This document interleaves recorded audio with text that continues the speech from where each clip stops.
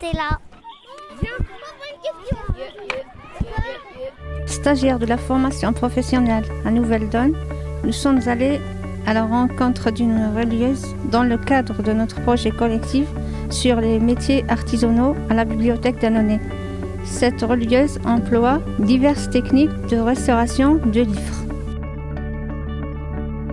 La première technique consiste à réparer des livres avec couverture souple.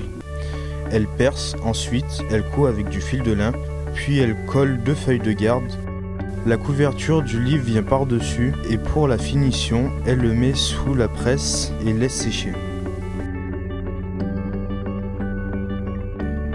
La deuxième technique, sur couverture cartonnée. Elle met des feuilles de garde ainsi qu'un ruban de lustrine pour consolider le dos du livre. Ensuite, colle une bande craft, puis termine avec le tranche-fil pour éviter que la poussière tombe dedans et pour finir joliment le livre.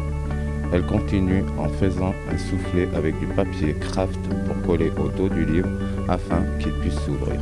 Elle termine en le mettant sous la presse en laissant une marge pour ne pas casser le dos du livre. La troisième technique consiste en la réalisation d'un brochage avec une aiguille courbe. Les livres dont les pages sont déchirées sont réparés en mettant du filoplast, sorte d'adhésif qui ne jaunit pas dans le temps, comme d'autres adhésifs. Ce métier ne se résume pas seulement la reliure, il consiste également au nettoyage de livres sales ou tachés avec une poudre de gomme afin d'enlever les taches.